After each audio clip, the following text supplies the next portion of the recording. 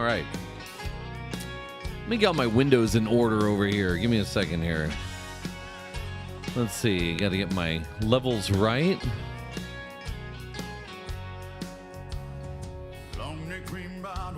Good afternoon. So does this work? Whoa, hey.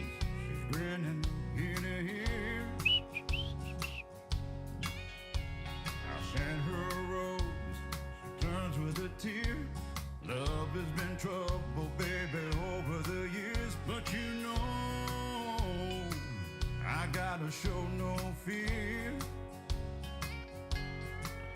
Went out and cried and sang all night. What? Put 'em down about 12 rounds. Yeah. Tells me that there's one way to her heart. Listen to these lyrics right here, y'all. Listen to this.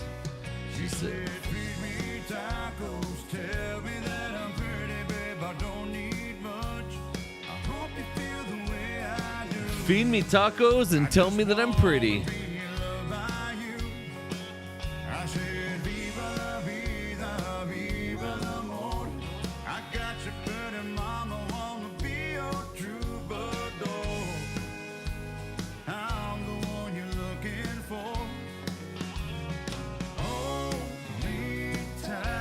This is Leo Alejandro Garcia from McAllen, Texas. If you want some good South Texas beer drinking country music, this is the man to listen to. Listen to this. Ready? Come on. There you go. Feed me tacos and tell me that I'm pretty. Oh my God. A boy can dream. Anyway, I hope y'all are having as much fun this week as I am. Howdy, howdy, howdy. It's Drew Lentz, Wireless Nerd. It is Tuesday, November 26 de noviembre. Aquí estoy en el estudio de Chachalaca in McAllen, Texas. Here we are at Chachalaca Studios. I don't know. I like to call it Chachalaca Studios. It's just my office. What a week it's been, and it's so cool. It's so refreshing. I've been keeping a secret for a little while, and now I finally get to share it with everybody. It's been a heck of a year, to quote another country music musician. He says, Parker McCollum has a song where he says, "It's been a hell of a year." Well, it has been a hell of a year, Parker, and I am happy to announce that after this incredible year, that I made a cool little video I posted online, that I've joined the team with Amazon with Eero. So Eero is a company that manufactures wireless access points for people's homes, for mesh networks, for people to pop up quick and easy to use solutions that are focused on making sure they deliver a good quality of experience. And a couple 2, 3, 4 years ago, they got acquired by Amazon. So you might have seen them in that whole little world of Amazon things that are out there. And I have come on board as a senior solutions architect, helping have some fun with Eero, and I'm very excited. It's been really cool, man. It's a good team, and I've been way busier this week than I thought I was going to be. Next week, I'll be at AWS reInvent. If anyone will be out there in Vegas, let me know. I'll be happy to meet up with you, and then I'll be scheduled for CES, which is dope because I was going to go to CES anyway. Y'all, you know the drill. I love going out to CES. But this time it's going to be a little bit different. It'll be good. And then WLPC, see y'all in February. So there's a lot happening, and it's going to be a really fun ride. It's going to be a cool place. We're doing some really neat stuff, and I'm very excited about it. So, yeah, it's, back to the grind, if you will. But I wouldn't have chosen something that I didn't really want to do, that I didn't like. So it's it's cool. I got to be picky a little bit. Had some really good opportunities, got to see what the market looked like. And I think I talked about this last week. I reached out actually to my recruiter, to one of the recruiters that I was working with, because I really wanted to know what it was like to be in the recruiter's shoes, especially in this day and age with everything that's going on with tech. So that being said, keep up the good fight. If you have any questions or you need any help with recruiters or talking to people or any of that, let me know, and I'll be happy to connect you to whoever. There's always people there hiring, and there's a lot of really good opportunities that are out there in the wireless space. So if you're looking for a new gig, if you want to change a little bit, then reach out and I'll help connect you. Speaking of changes, I'm rocking a sweatshirt that I talked about on LinkedIn today This one of these sides here. This is a brand I love, man. Johnny Cupcakes. Johnny Earl has announced that he'll be closing his store, Johnny Cupcakes, that's on Newberry Street in Boston, and it's been it's just, that it's a brand that's been around for a really long time, and to watch him grow in his brand and do the things that he's done. He started off working in a comic store and playing in a hardcore, band, and then selling merch out of the trunk of his car, and then turning that into a brand, and then opening stores across the world. I got the opportunity to be at his grand opening on Melrose in LA a bunch of years back, and it was what an incredible experience. And he's gone, he's a speaker, he's a keynote speaker, inspirational type speaker. So if you're looking for someone to come get a crowd all creatively thinking about what they're doing, Johnny's a good guy for that. He's kicking off his experiential industry, or his marketing industry, I guess, or his marketing agency in the marketing industry. So if you need someone to really build an incredible brand, Johnny Earl, EARLE. You can find him online. He's in Boston, and Johnny Cupcakes is not dead. He's just moved to mail order, which is awesome.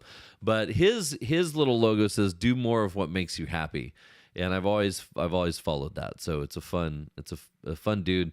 Sad to see the stores go away, but that's okay. We'll still order some stuff, and I'll be rocking the cupcake and crossbones for as long as I can. So that's what's going on there. Tomorrow, tomorrow's another work day, I guess. And then Turkey Day is this week if you're in the States. If you're not in the States, feel free to eat turkey anyway. And let's jump into some stuff that's going on first. I mentioned some of the shows that are going on right now. We've got WLPC coming up in Phoenix. The voting might have closed. I think the voting still might be open for the sessions for WLPC. If you're in the wireless industry, if you're listening to this podcast, I really hope to see you at WLPC. If I haven't met you yet, please come up and say hi to me. I'm going to try and do a broadcast from there this year. It's going to be fun. It's going to be a really fun year. The content that was at the Prague show was so good, just so incredibly good. So coming into Phoenix, it's probably going to be just exceptional. And I'm really looking forward to seeing everybody out there. That's coming up in February. CES in January. It's my favorite thing to go to. Always has been. I really enjoy CES. Seeing what's happening in the consumer electronics industry. Next week is AWS reInvent. I went to it last year. It was my first year. I went with my buddy Bender, and he got to show me the world of AWS, which is pretty interesting. I mean, they do a lot of cloud stuff, like a significant amount. So that's a fun show. I think that's all. Wyco. I don't know what Wyco's got on the calendar right now, but they're doing some fun events. They just had another one wrap up. So just a lot happening as the year comes to an end. But there's also some changes that are coming.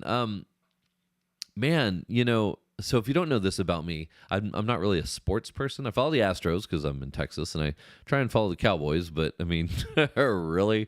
Is any Cowboys fan really a Cowboys fan at this point? I don't know. Spurs go.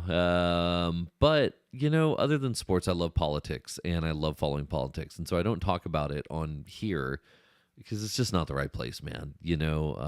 But when things bleed over like they're doing right now, I'll try and give a very different perspective, not political, but the stuff that's happening with USF and with USAC and with E-rate is tough, man, and it's tough to watch. And now some of the broadband things that are happening with the broadband equity grants, there's some things that are happening. So let's jump into what's going on right now. First and foremost, a tweet came out about 3 hours ago, it looks like, and here's the tweet. Let's see, is my screen showing okay there? Yeah, if you're watching this on the internets, then you can see the screen. Here, let me make that a little bit bigger for you. There you go. You can see what's happening on the screen. If not, I'm going to go ahead and read it. And what it says is the FCC just granted Starlink U.S. commercial license for our direct-to-cell programs. Check that out, man. Direct-to-cell on Starlink. The FCC approved it. There's a lot that's happening with that space, with the satellite communication space, and I wasn't expecting to talk about this. I didn't even know that this was going to happen as quickly as it did. But direct-to-cell, I mean, this is fascinating to know that Starlink has a direct-to-cell approval, because does this mean they're another carrier? I know that they've partnered with T-Mobile, and I know that they've got the direct-to-cell program that they've done with T-Mobile for handoff. But does this mean that we're going to see SpaceX and Starlink come into the carrier space? I don't know. I mean, it's been approved, and the document over here from the FCC. Let's load it up real quick and see what this thing looks like on our handy dandy PDF reader. In the matter of space exploration tolling request for deployment and operation authority for SpaceX Gen 2 satellite system, modifying it to add a direct-to-cell system. I mean, I haven't read it, and I'm not going to read it right now, but wow, is that a sign of the times? Does that mean that we've got to look forward to another type of carrier that's out there? I mean, I remember the Iridium phones, and I remember those worked pretty well, but these are running on the devices that are in our pockets today. I mean, kind of fascinating to think about where that's going to go. The thing that I wanted to talk about before that, even before they announced a direct-to-cell deal, was this. SpaceX has 2 gig speeds for Starlink with capacity upgrades. Gwen Shotwell said the company's improvements to satellite communications are advancing at a rate similar to Moore's Law for computer chips. This article filed by Michael Cann in PC Mag November 18th, saying Starlink is going to creep up on those 2 gigabit per second speeds. This all, I come from the WISP space, right? And doing stuff in rural America and trying to figure out how to get people connectivity who don't have access to traditional connectivity. And this is just like, this is nuts, man. I mean, is this really happening? SpaceX's satellite comms advancing and moving so fast. The cycle of increased capacity is based on the same cycle as chipsets, which is likely to double the capacity every 2 years. Wow. I mean, here it goes. And there's the video. So currently a single $349 Starlink dish can receive download speeds between 100 and 200 megabit per second, depending on the area. I have Starlink. I'm a Starlink subscriber for my backup service here at my home. And, I've seen the speeds, but man, in the gigs, wow. And what signal is that to the rest of the wireless ISP industry? Tarana makes a product that does some pretty incredible stuff up, multiple hundreds of gigabit or multiple hundreds of megabits and into gigabit speeds. But, with the advancement of MLO and things that are being deployed now for outdoor Wi-Fi, I guess those speeds are about par for the course, which is kind of crazy. So, wow, gig satellite. I mean, who would have thunk it? Along those lines, stuff that's happening within the FCC. There was the announcement of Starlink being able to go direct to cell, but there is one thing that has made me a little sad, just because this is someone who I have followed for quite a while, and I always felt like this person was super friendly, and I got to know some of the people in her office, and I may have traded an email or two with her, but never got really the chance to sit down and have a conversation with her, but always did some really neat stuff. Chairman Jessica Rosenworcel has announced her departure from the FCC. This isn't new. Whenever there's a changing of the guards when it comes to the president, usually if they're of the opposing party, they'll go ahead and step down. And so she said that she intends to depart the FCC on January 20th, 2025. She issued the following statement saying, serving at the FCC has been an honor of a lifetime, and especially her tenure as chair is the first woman in history to be confirmed to lead the agency. President Biden for entrusting me with the responsibility to guide the FCC during a time when communications technology is part of every aspect of civic and commercial life. I agree. She's been there for a while doing some really neat stuff. And she talked about how this is, how Brandon Carr has been, tagged for taking over as the FCC chairman under Trump, and said, hey, nobody knows these people better than he does. So there's, regardless of party affiliation and whatnot, there is a change happening at the FCC. Is it going to be beneficial to consumers and businesses one side more than the other? I don't know. We'll find out. The FCC has always done a pretty good job of trying to keep things down the middle, and with a twist, right, on either side. But to know that we had her for a minute. So Chairman Rosenworcel, we appreciate everything that you did. It was fantastic to have the first chairwoman of the FCC. So kudos to you on all the hard work that you did, and we're looking forward to seeing what's happening coming next with the FCC. And let's see, what'd you say? There's a quote. Ars ran an article. And she said, where was it? She said, setting up the largest broadband affordability program in history, connecting more than 23 million households. She said, yep, she had a 2-2 deadlock. Oh, here we go. She says, familiar with the staff, saying the FCC is fortunate to have extraordinary expertise thanks to hardworking public servants who labor faithfully to implement the law and help build a digital future. From his time here, I am confident that Commissioner Carr is familiar with the staff, the responsibilities of the new role, and the importance of the continued U.S. leadership in communications. So Very cool to pass the torch on to the next one. But can he sing karaoke like a Jit Pai did at the Wi-Fi Now, excuse me, World Congress in Sarasota? All net neutrality stuff aside, that dude was fun to hang out with. I got to say that. He was a good time. Let's see. What else is happening? This was kind of cool.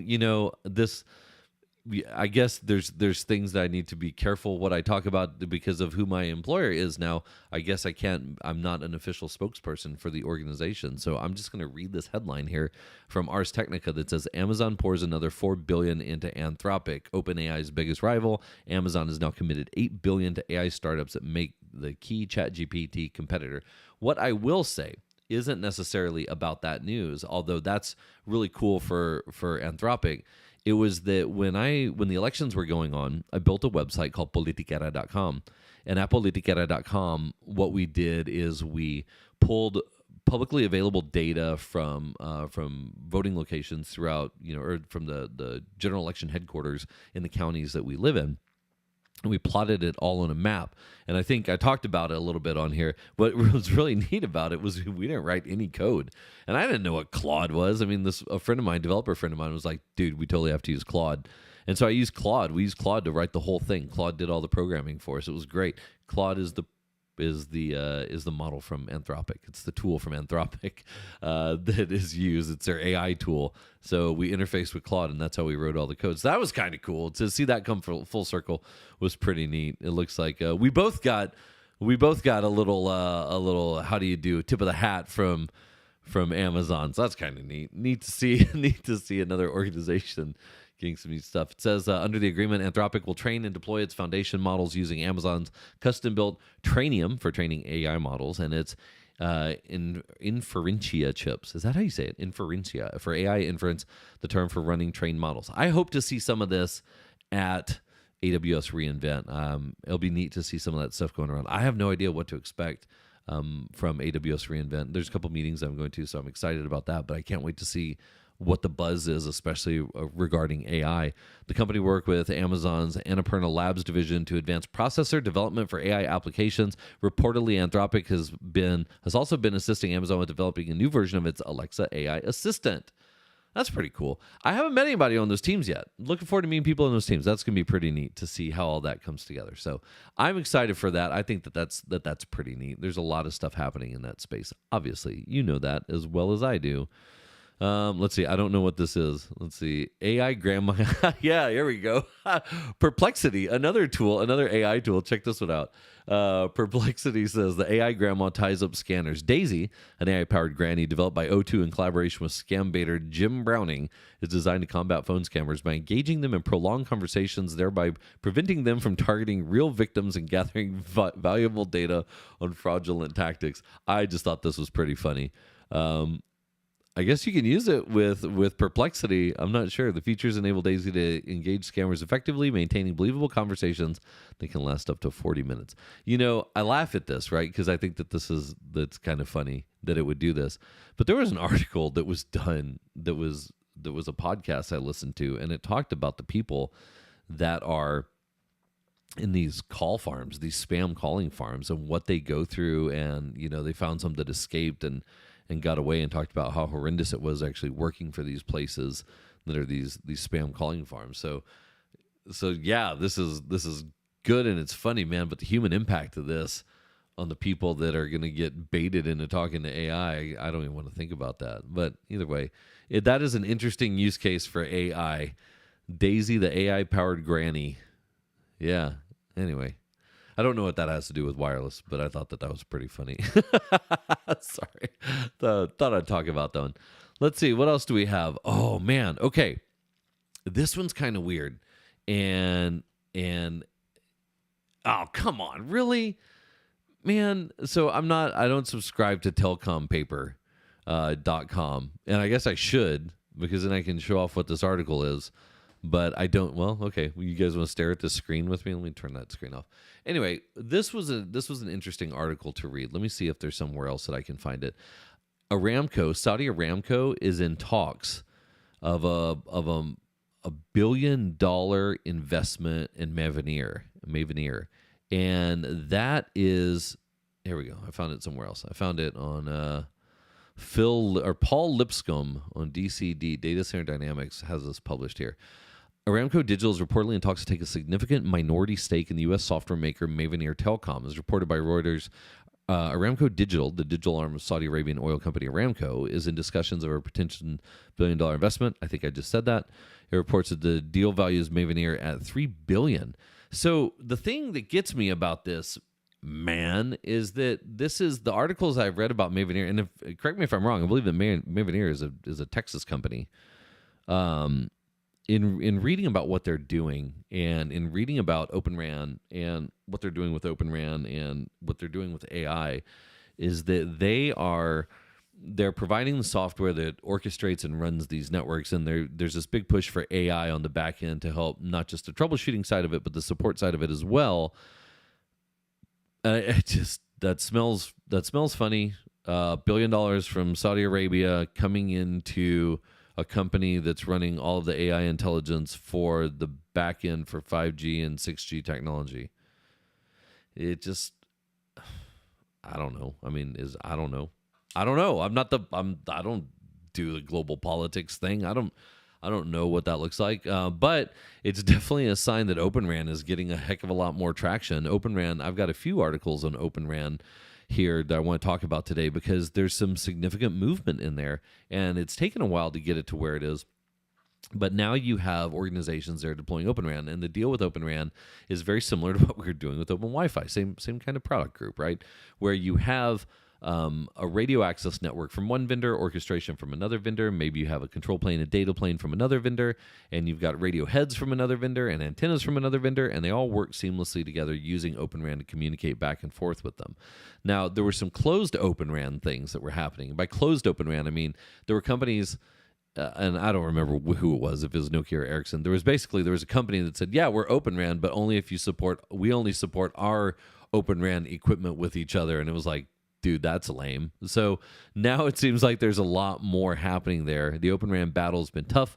Vendors such as Ericsson commanding some of the bigger deals, notably a $14 billion Open RAN deal with AT&T, and other groups that are out there playing in this space.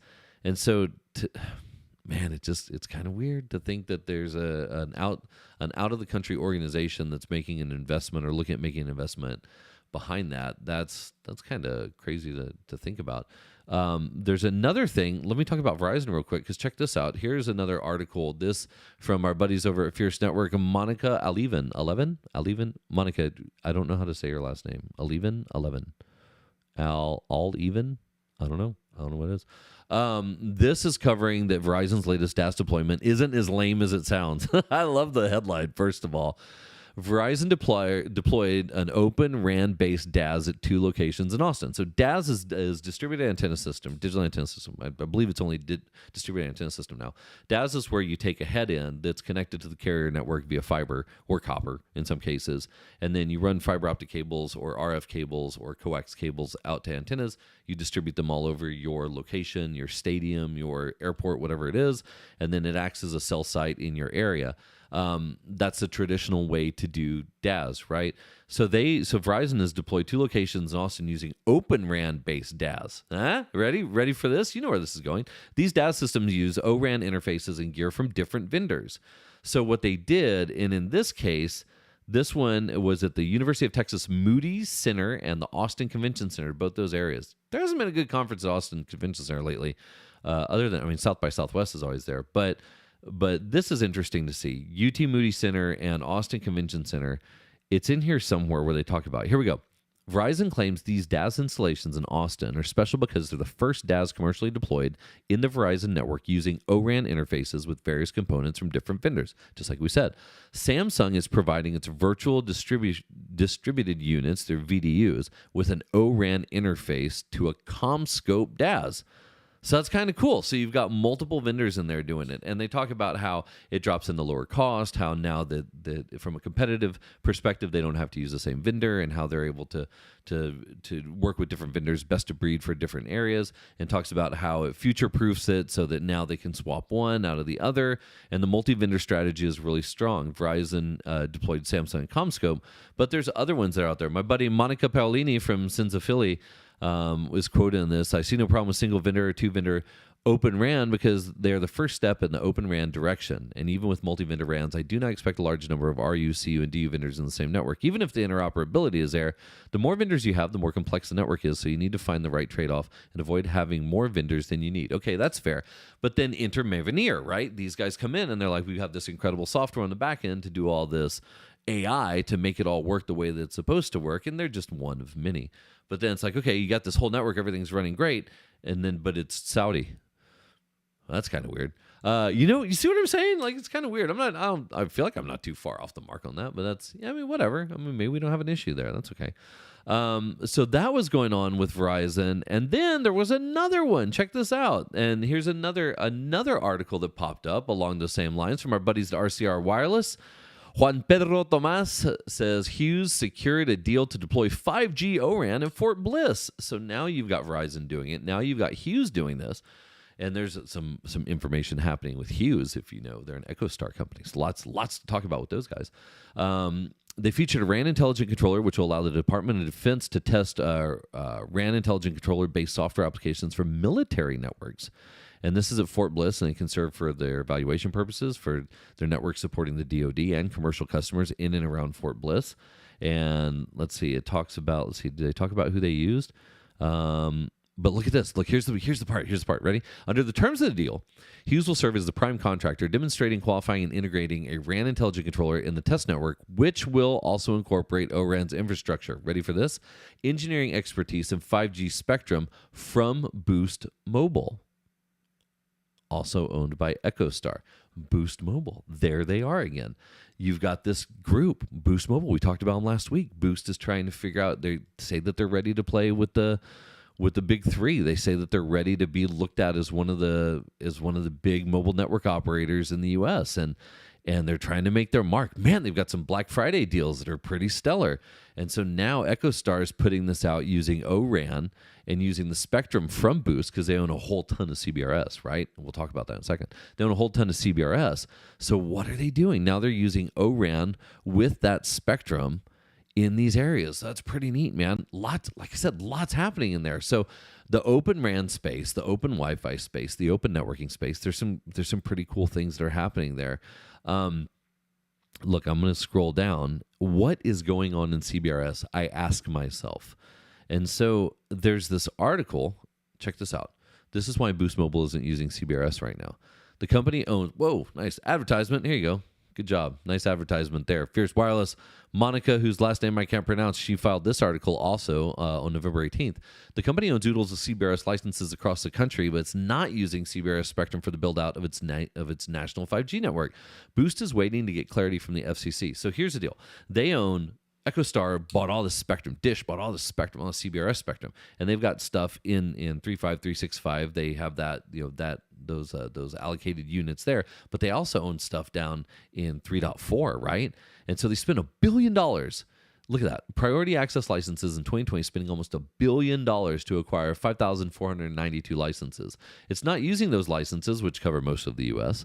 And why not? We've not started with CBRS. Boost Mobile CTO Eben Alberton told Fierce in a recent interview, this discussion with the FCC is fantastically timed. I think we should have time to discuss this. So now they're talking about power changes, and they're talking about can they use more power in the spectrum that they own? What happens if you open it up from 3.49 all the way up to 3.9? So they're not doing anything yet, but now they're doing all these, like they're popping up little things like this deal down in Fort Bliss. So Boost Mobile is sitting on all this spectrum. They're saying, hey, we can compete with these big carriers. They're sitting on all this spectrum. What happens if they get this? Man, it could be pretty crazy for Boost. But now you've got Starlink beaming cell phone from space into your pocket. What an interesting time, man. Mobile World Congress this year is going to be kind of interesting, I think. There's a lot happening there. So it's weird to watch what's happening. For the CBRS auction, everything went up. It's like, okay, it's done. But like there's always more to the story, and we're seeing more of the story come out over time, especially with the way Boost is doing it. Now, I'm not going to dig into what happened on the Dish Network EchoStar, the Dish Network and DirecTV merger that was supposed to happen. It didn't is what happened. The merger failed.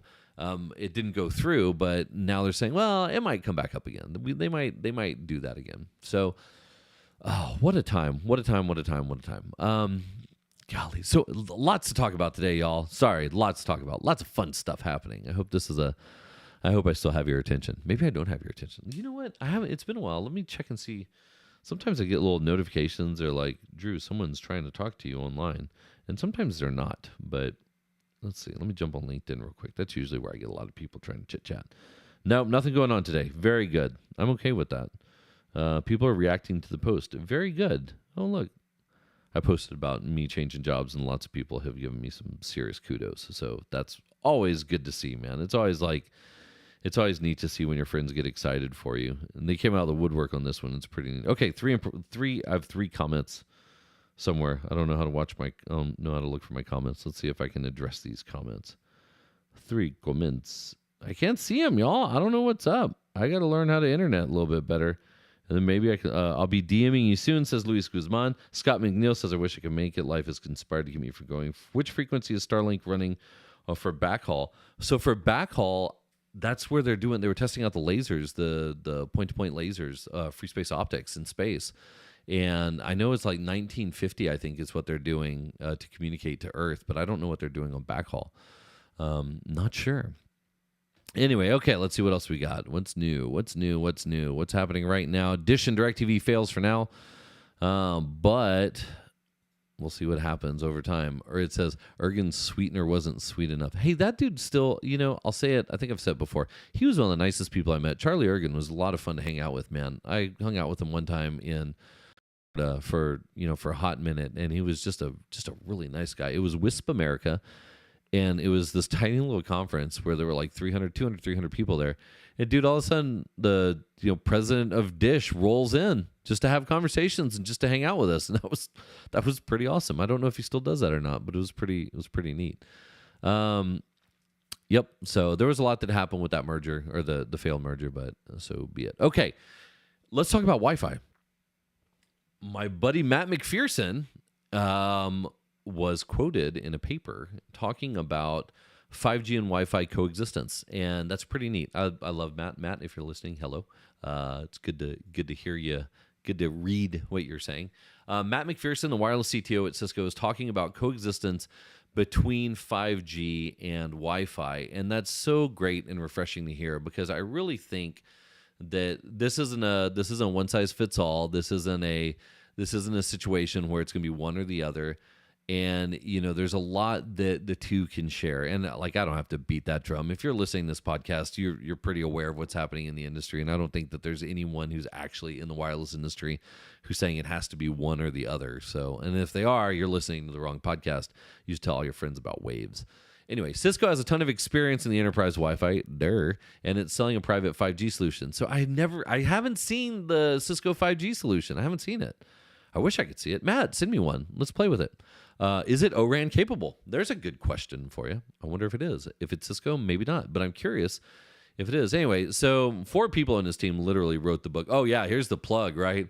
I love it. Nice. Wi-Fi 7 in depth. If you haven't seen this one's making its rounds in the Wi-Fi industry. You can get on Amazon.com. There you go. And you can purchase it. Wi-Fi 7 in depth, your guide to mastering Wi-Fi 7, the 802.11 BE protocol, and their deployment. This is from Jerome Henry, Brian Hart, Benita Gupta, and Malcolm Smith. All fine individuals who know how to write a fantastic book. So if you're looking for the new hotness, you're looking for a stocking stuffer for your Christmas list, this is the one that you want to buy, all your wireless nerd friends out there. Of course, free plug for JJ's wireless security book. Make sure you want to buy that one also. Anyway, so Matt goes in and he's talking about, I lost my deal here. Matt goes in and he's talking about how the two can coexist, right? And how they can live side by side. He says, we take an enterprise view. Whoa, where'd it go? There we go. We take an enterprise view. We know how enterprise manages networks. We know how enterprises apply policy to those networks. And we'll come up with a private 5G solution that allows you the same tools. And so this was cool. This was like November 21st, right? So November 21st, Matt's talking about how these two things will go back and forth. And then, look at this. You ready? Check out this article as it loads. November 24th. November 26th, 2 days later, Cisco taps NTT-owned Transitel for instant 5G airtime of global eSIMs. Cisco is to use the France-based virtual network operator Transitel, owned by Japanese outfit NTT, to provide enterprise customers with out-of-the-box 4G and 5G cellular connectivity on its own eSIM solution in 180 countries. It will be embedded initially into Cisco's infrastructure solutions, it said. So now you've got a 5G chip that's going in there that works through Transitel and NTT to work native 5G out of the box. Cisco called it a game changer for a variety of enterprise use cases, such as on-demand SD-WAN, fast scaling for 5G carriers, edge compute for IoT. So it was really neat to see those two things happen back to back. First, you get Matt talking about, hey man, they gotta coexist. They're gonna live together. Everything's gonna be happy. And then it's on, bam, 2 days later, they're talking about implementing that chip. Now, while I'm talking about Cisco, let me quickly talk about Mobility Field Day. That happened last week. It happened on Wednesday. Cisco gave a really bang-up presentation. Now, I wrote an article about where I think that component of the industry is called Mower Field Day, MFD, as well. You can find it on LinkedIn. But it compared what's happening in the whole campus network as a service and the network as a service solutions that are out there. To me, I was trying to explain network as a service to someone. I started talking about lawnmowers, and then I wrote a whole article about lawnmowers as a service, mowing as a service. But if you want to talk about lawnmowers themselves, right? If you want to talk about the hardware and the components, Cisco had a really cool presentation. It was fun to watch. First off, if you know me, you know that was my old team. So seeing everybody up on stage was really cool to see. It was great to see those faces and to hear what they were talking about. And they had a couple of enlightening moments at Mobility Field Day. And so I'm riffing right now, right? I don't have any of this written down. So let's see what stood out to me. So let's see here. The first thing, oh my God, it was Curb. Cisco ultra reliable broadband, ultra reliable wireless broadband, Curb. The fluid mesh stuff, dude, it's fluid mesh. So the fluid mesh acquisition happened. God, I don't even remember when it happened. And it was like, why is Cisco going to buy this mesh product? What are they going to do with it? Is it ever going to come to fruition? Are they going to do anything neat? And then they start busting out these crazy IoT devices, these hardened devices that had Curb on the back end. And essentially what Curb did is it has two radios, one to transmit one direction, one to transmit another direction, so that it could do handoff like on a train. Think about like you're on a train car, train's cruising down the track, and one radio is communicating with a pole, and as you pass it, the other radio is already locking up that link so that the handoff is seamless, up to hundreds of miles per hour. This thing's working. It's just handing off from one to the other, creating that ultra reliable solution. I have my own problems with their naming convention, ultra reliable. I had a whole blog about that from a bunch of years back, but that's not the point. The point is that they have the Curb technology, which has always been great. And me, who's done some of these outdoor municipal wireless networks, and with the background in Strix, I don't know who. Raise your hand if you remember Strix and the Lego building blocks of access points that we had.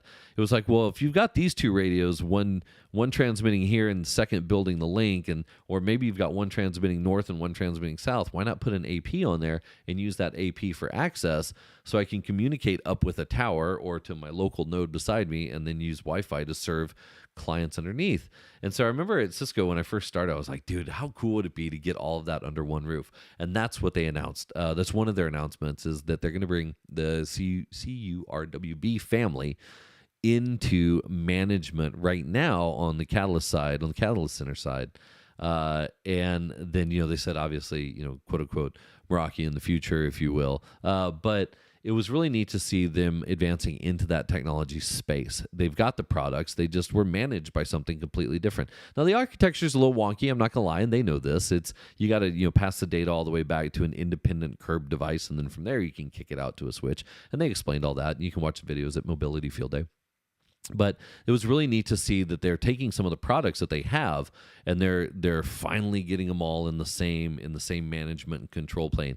As Lee Badman famously said, the single glass of pain.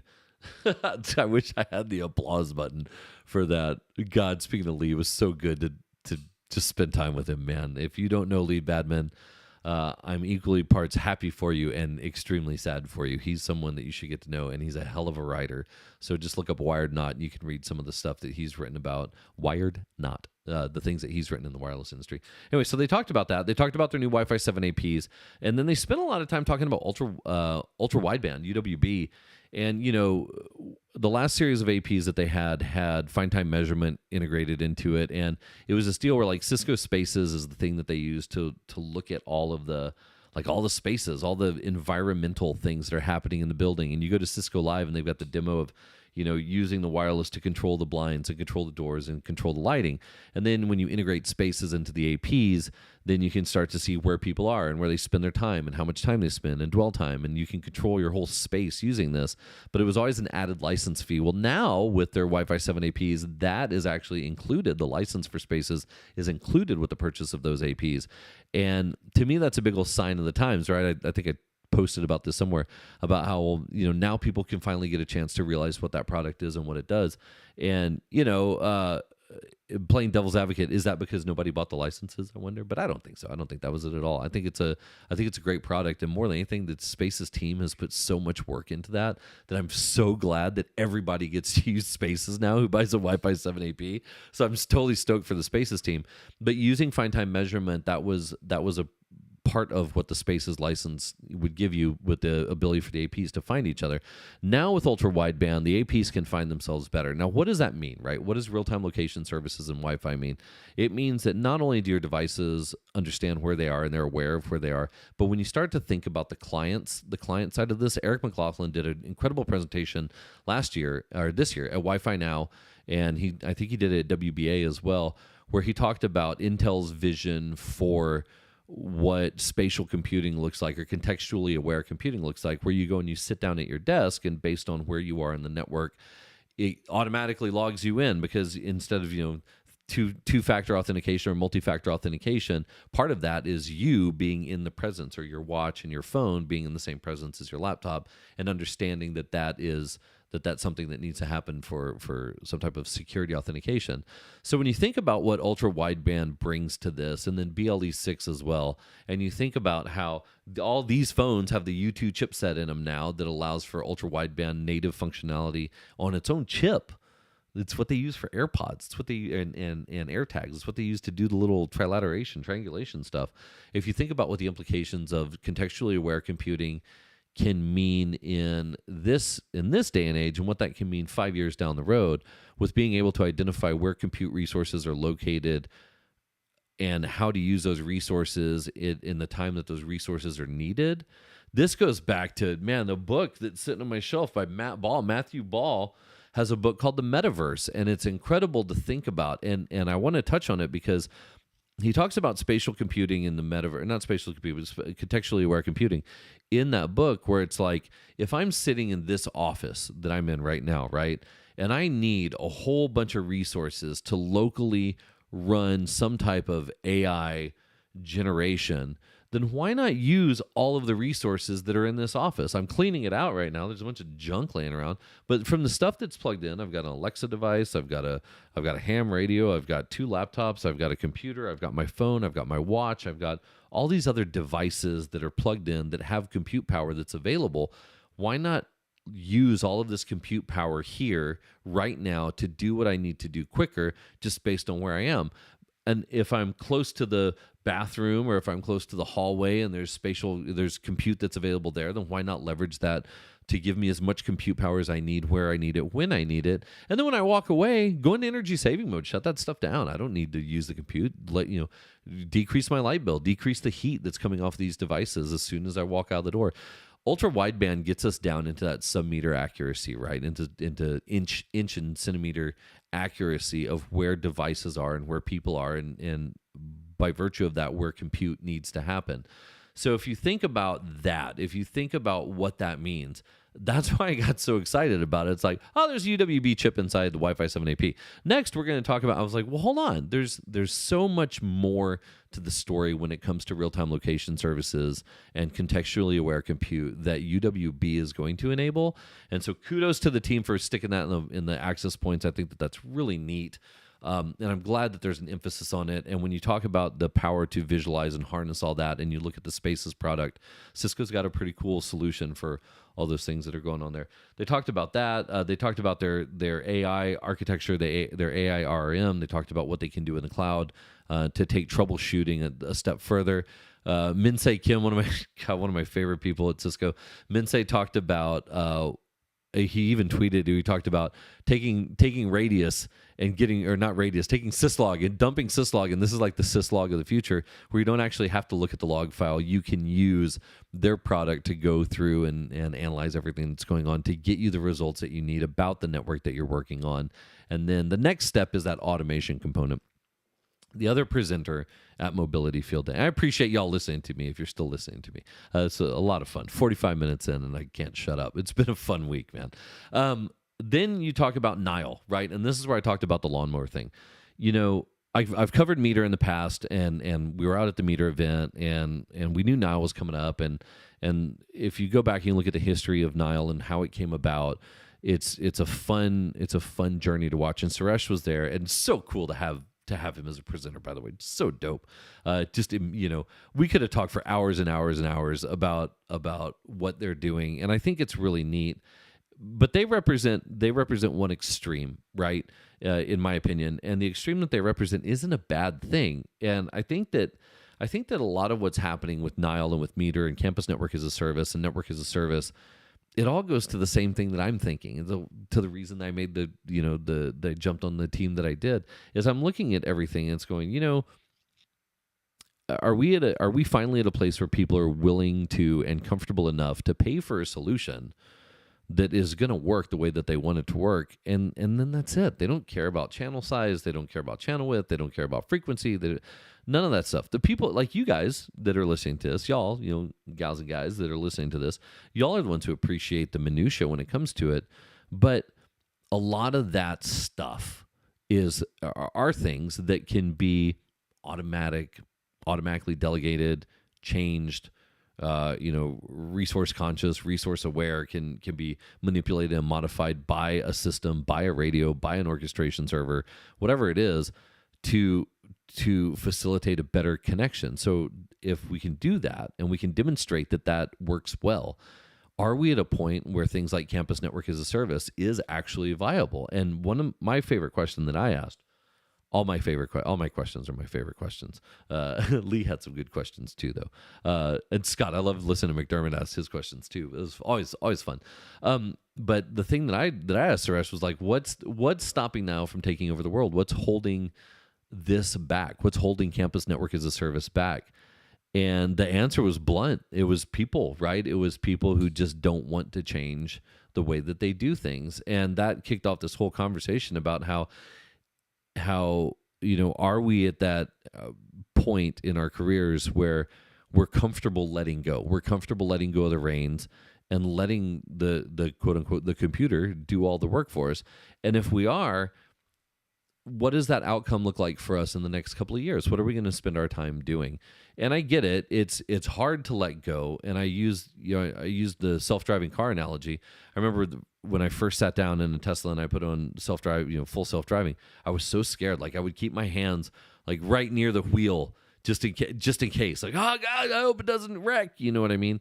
And then 3 weeks ago, I got in a car that was doing full self-driving from here to Corpus Christi, 3 hours away, and it drove the whole way. And it was comfortable, and it was convenient, and it worked the way that it was supposed to. And yeah, there's little things, like it would get kind of herky-jerky going around a corner in a parking lot or whatever. There's little things, but we're at this point now where it's gotten so much better than it was before. Are we there with networking yet? Are we at a point where people are willing to say, hey, you know what? Set it and forget it almost, right? Like set it up and let it do its thing. And if it's not broken, then we don't need to worry about it. Let's focus on the big things. Have we finally turned the corner on spending more time working on devices to make sure that they work and then doing the troubleshooting, where we have a lot of troubleshooting that goes into it? Or are we finally at a point where it's like set it up and spend a little amount of time only troubleshooting the really, really tough stuff, which again, the little tough things are the ones that take up all the time, right? It's those snowflakes. They're all snowflakes, as Suresh said. There's all these little snowflakes on networks or of networks that consume all of our time and our energy. But are we at a point where we can get rid of the mundane tasks and get rid of that stuff? And I think that's when you talk about the future of networking, Nile again represented to me, they represent that far side of it where it's like, here's the option where you just cut a check and everything works the way it's supposed to. Now, there was some back and forth about if that's viable or not, but at the end of the day, we're getting there because there's people pushing the envelope, right? I just came to work at a company that I take stuff out of a box and I plug it in, and I haven't deployed it yet in my house, right? Because honestly, because I want my wife to do it. My wife is one of the most brilliant people that I know, and she has very little patience for technology. It's just supposed to work. So I want her to deploy it so I can get her opinion, right? So are we at a place where you can just take stuff out of the box and deploy it and then go, okay, it's working, it's great, walk away. Don't have to worry about it. That's the promise, right? That quality of experience from a deployment and administration side, not just the user side, but the experience of being able to set up networks and walk away from them. I think that's where I look at Nile, and Nile is the assistant in that. They're the hand holder in that, where they say, yeah, you can do that, and we've got your back should something happen. I think it's cool, and then the whole meter conversation, right? So anyway, that was Mobility Field Day in a nutshell. Those are my feelings on what was happening there. One of the things I touched on when I was talking about that is something that came up in, let me see if I can find it. There was an article that was talking about Broadcom and Wi-Fi 7 and Wi-Fi 8. So the last thing that I wanted to cover on here is this is an article that was published on, let's see, by Broadcom and RCR News. Sponsored. Drew's reading sponsored messages. Broadcom demonstrated the power of 320 megahertz channels live last May at the Dynamic Spectrum Alliance Summit in Geneva. Now, the reason I thought that this was fascinating, and I asked Eric from Intel, who's quoted in here, I reached out to him on LinkedIn. So if you know Eric, say, hey, you should totally talk to Drew. I wanted 15 to 20 minutes of his time because he's quoted in here talking about the number of devices that are supporting 320 megahertz. When it comes to personal computing devices such as notebooks, desktops, and tablets, Intel recently found that of the 269 models on the market, 87% support 320 megahertz, while just 13% only support 160. The company further reported that Wi-Fi 7 has ramped 2.3 times faster than Wi-Fi 6E 1 year after the Wi-Fi Alliance certification. And so Eric's in here talking about support for 360 megahertz in the 6 gigahertz band. Man, we still fight for 20 and 40 megahertz, right? But 320, is 320 going to be the norm? And it looks like if there's support there, is this what's going to ship out of the box? And for residential, I don't know. I gotta go look at the specs of what Eero's doing, right? I don't know. Is it out of the box 320 on Wi-Fi 7? I don't know. I haven't turned it on yet. Don't tell my boss. But is it 320 out of the box? And if so, cool. Let's see it work. You know what I mean? But in enterprise, is that really the deal? Are we gonna see enterprise access points that come out of the box at 320 megahertz? Because that just gives me the heebie-jeebies, man.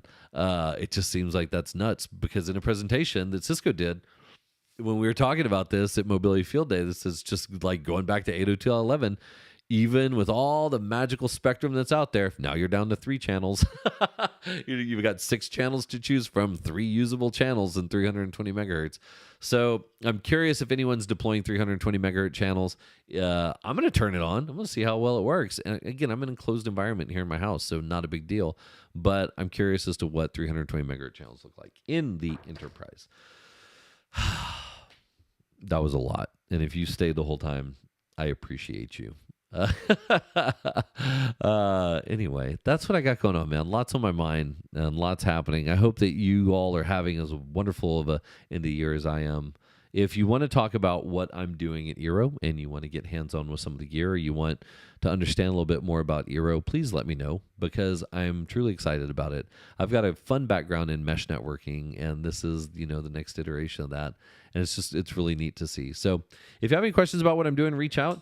Otherwise, yeah, man, reInvent's coming up next week, and then I might be out in the Bay Area in second week in December. So if I'm out there in San Francisco, you want to say hi or grab a drink, I'll post something online, and we can go grab a coffee or a beer or something. And otherwise, if you're gonna be at CES, drop me a line. I'll meet you guys out at CES, and we'll go have a grand old time. Yeah, man, it's great to talk to all you. I hope you enjoyed the interview last week with Mario from Helium. That's got some really neat stuff that's happening there. If you want to learn a little bit about anything else and you have someone you want me to interview, please drop me a message or do an introduction. If you think there's someone good that you want to hear on the show, I'll be happy to talk to them. I'm loving learning as much as I am, so it's really cool. Anyway, all right, well, if you're in the States, happy Thanksgiving. If you're not in the States, happy Thanksgiving from all of us here in the States. But I hope y'all have a tremendous week this week. Thanks for listening to the Waves Podcast. We're still getting tons of downloads, and I really, really do appreciate them. My wife still owes me a trip to Mexico that she has not allowed me to cash in on yet. So maybe someday, honey, if you're listening, you'll follow through with your promise to take me to Mexico if I get more than 1,000 subs on YouTube, which I do have. Like at 1,500, 1,600, something like that. So if you like what you see, drop me a message. If you don't like what you see, drop me a message also. I'd rather hear the bad than the good. And